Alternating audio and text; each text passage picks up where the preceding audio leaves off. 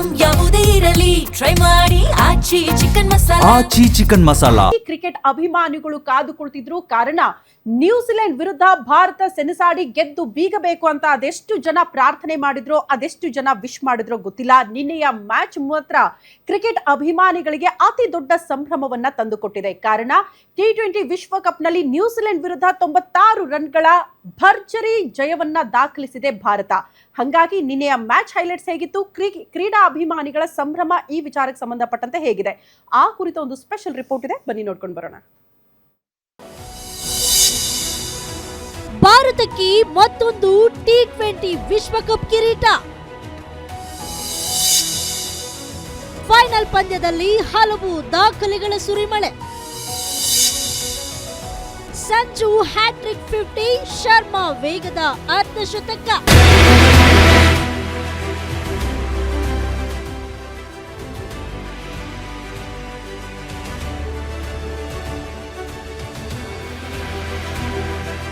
ಮಧ್ಯಪ್ರಾಚ್ಯದಲ್ಲಿ ಘನಘೋರ ಯುದ್ಧ ನಡೀತಾ ಇದ್ರೆ ಎತ್ತ ಅಹಮದಾಬಾದ್ನ ನರೇಂದ್ರ ಮೋದಿ ಸ್ಟೇಡಿಯಂನಲ್ಲಿ ಭಾರತ ಮತ್ತು ನ್ಯೂಜಿಲೆಂಡ್ ನಡುವಿನ T20 ವಿಶ್ವಕಪ್ ಪಂದ್ಯದಲ್ಲಿ ಮತ್ತೊಂದು ಯುದ್ಧ ನಡೆದು ಭಾರತ ಭರ್ಜರಿ ಜಯಭೀರಿ ಬಾರಿಸಿತು.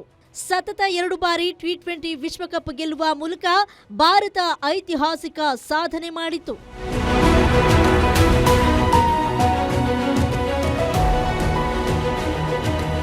ಇರಾನ್ ಇಸ್ರೇಲ್ ಮಿಸೈಲ್ ಬಾಂಬ್ಗಳ ಮೂಲಕ ಯುದ್ಧ ನಡೆಸ್ತಾ ಇದ್ರೆ ಇತ್ತ ಗುಜರಾತ್ನ ಅಹಮದಾಬಾದ್ನಲ್ಲಿ ಸೂರ್ಯಕುಮಾರ್ ಹುಡುಗರು 6-4ಗಳ ಮಳೆಯನ್ನೇ ಸುರಿಸಿಬಿಟ್ರು. ನಿರೀಕ್ಷೆಯಂತೆ ಮೊದಲು ಬ್ಯಾಟ್ ಮಾಡಿ ಭಾರತ ತಂಡ ಭರ್ಜರಿ ಬ್ಯಾಟಿಂಗ್ ನಡೆಸಿ ದಾಖಲೆಯ 255 ರನ್ಗಳ ಬೃಹತ್ ರನ್ಗಳನ್ನ ಪೇರಿಸಿತ್ತು. ಮೊದಲು ಕ್ರೀಸ್ಗೆ ಬಂದ ಅಭಿಷೇಕ್ ಶರ್ಮಾ ಮತ್ತು ಸಂಜು ಕ್ರೀಡಾಂಗಣದಲ್ಲಿ 6-4ಗಳ ಮೂಲಕ ಅಬ್ಬರಿಸಿ ಬೊಬ್ಬಿರಿದ್ರು.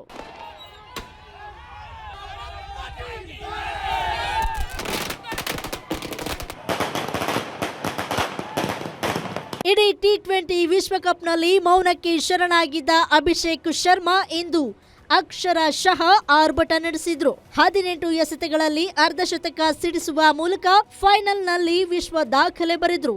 ಏನು ಸಂಜು ಶಾಮನ್ಸ್ ರವರ ಬ್ಯಾಟಿನಿಂದ ಮತ್ತೆ ಅಮೋಘ ರನ್ಗಳ ಮಳೆಯೇ ಹರಿದು ಬಂದಿತ್ತು. ಈ ಮೂಲಕ ತಂಡದ ಗೆಲುವಿನಲ್ಲಿ ಪ್ರಮುಖ ಪಾತ್ರ ವಹಿಸಿದ್ರು. ಫೈನಲ್ನಲ್ಲಿ ಅಮೋಘ ಅರ್ಧಶತಕ ಸಿಡಿಸಿ ಹ್ಯಾಟ್ರಿಕ್ 50 ಗಳಿಸಿ ಕೊಹ್ಲಿಯ ದಾಖಲೆ ಮುರಿಯುವ ಮೂಲಕ ಹೊಸ ದಾಖಲೆ ಬರೆದ್ರು.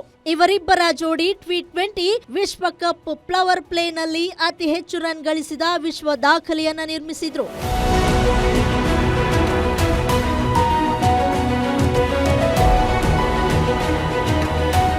ಏನೋ ಭಾರತ ನೀಡಿದ 256 ರನ್ಗಳ ಗುರಿ ಬೆನ್ನಟ್ಟಿದ ನ್ಯೂಜಿಲೆಂಡ್ ಭಾರತದಲ್ಲಿ ಉತ್ತಮ ಆರಂಭ ಪಡೆದುಕೊಂಡ್ರು ಸಹ ಇಂಡಿಯಾ ಬೌಲರ್ಗಳ ಅಪಾಯಕಾರಿ ಬೌಲಿಂಗಿಗೆ ನ್ಯೂಜಿಲೆಂಡ್ನ ಆಟಗಾರರು ನೆಲಕಚ್ಚಿ ಹೋದ್ರು.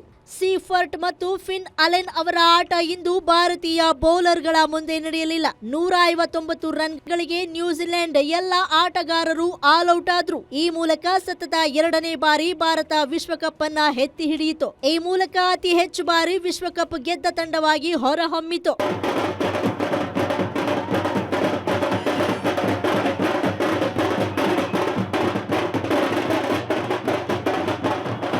ಇನ್ನು ಭಾರತ ತಂಡ ಗೆಲ್ಲುತ್ತಾ ಇದ್ದಂತೆ ಇಡೀ ದೇಶಾದ್ಯಂತ ಸಂಭ್ರಮಾಚರಣೆ ಮುಗಿಲು ಮುಟ್ಟಿತ್ತು. ಪಟಾಕಿ ಸಿಡಿಸಿ ಡ್ಯಾನ್ಸ್ ಮೂಲಕ ಸಂಭ್ರಮಿಸಿದ್ರು. ಭಾರತ ತಂಡಕ್ಕೆ ಮೋದಿ ಸೇರಿದಂತೆ ಅಮಿತ್ ಶಾ, ಸಚಿನ್ ತೆಂಡೂಲ್ಕರ್, ರಾಹುಲ್ ಗಾಂಧಿ, ಸಿಎಂ ಸಿದ್ದರಾಮಯ್ಯ ಸೇರಿ ಹಲವು ಗಣ್ಯರು ಶುಭಾಶಯ ಕೋರಿದ್ರು. News desk, guarantee news, Bengaluru.